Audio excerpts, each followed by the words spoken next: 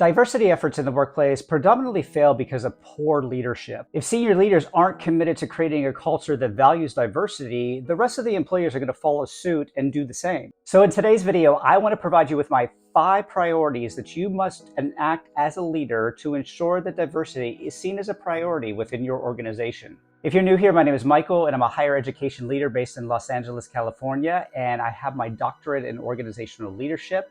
And the goal of my channel is to provide you with leadership and management skills to help you level up your organization. So over the course of my career, I've seen it time and time again where leaders simply do not embrace diversity in the workplace. And that often leads to a trickle-down effect of the entire organization not caring about diversity in the workplace.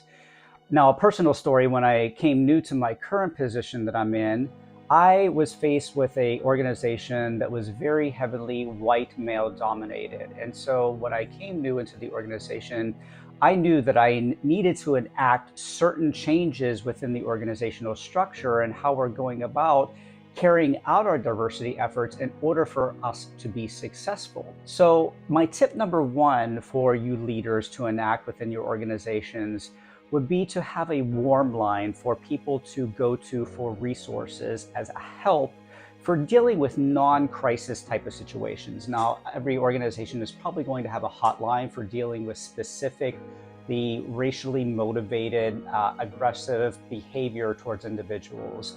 But a warm line is there for you to express some issues with dealing with microaggressions and other things that are non-crisis in matter. And that's really important to have in your organization as a resource for people to go to. You could think about it as a resource for you to go to for mental health issues. Having a warm line for resources to go to for those non-crisis situations that deal with diversity is really important for you to have as well. And a warm line could be kind of a repository of sorts where if you're getting the same call about the same non-violent or non-threatening action, that you might want to think about that more on a grand scale within the organization and think, do we need to have specific training on this topic that's coming up over and over again? My practice number 2 will be to change up your recruiting strategies. So again, when I came new into my current organization, we were advertising for positions within the same journals, and they were very broad journals. They weren't diversity-based journals. So you've got to get out of that mindset of just looking to if you're in higher education, sticking with your Ivy League schools and all those references that you know very well and you've stuck to for all the years. You really want to start targeting specific journals and advertising in a way that's meaningful to a diverse population and a diverse community. So depending upon the industry that you're in, Girls Who Code, the National Black MBA Association, and the Hispanic Alliance for Career Advancement are really good journals and websites that you could resource and go to for advertising more broadly. That way you're being more deliberative in your recruiting efforts to ensure that you have a diverse candidate pool. Practice number 3 is related to recruitment, and it comes in the form of having hiring panels that are diverse in nature. So you don't want to have a panel of just all white males or all white females when you're interviewing individuals for a new position. You want to make sure you have diversity on that panel. Not only diversity in ethnicity and race, but also diversity in thought, so that you have new ideas coming to the table and so that you're ensuring that you're hiring the best possible candidate for that position. Practice number 4 will be making sure you're providing just-in-time information about biases that you may have in the organization.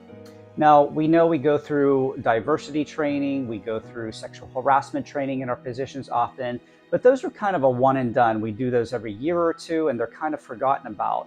But bias is something that could creep into our psyche on a regular basis, and things that are unconscious that we may not know about on the surface level. So it's really important for us to be engaged with our entire population of employees to make sure that we're thinking about things like bias, not only in the recruitment stage of hiring, but also when we're working through belonging and inclusion in terms of onboarding new faculty and new staff and new people within our organization. And then finally, practice number 5 is make sure you're encouraging advancement and career growth opportunities within your organization.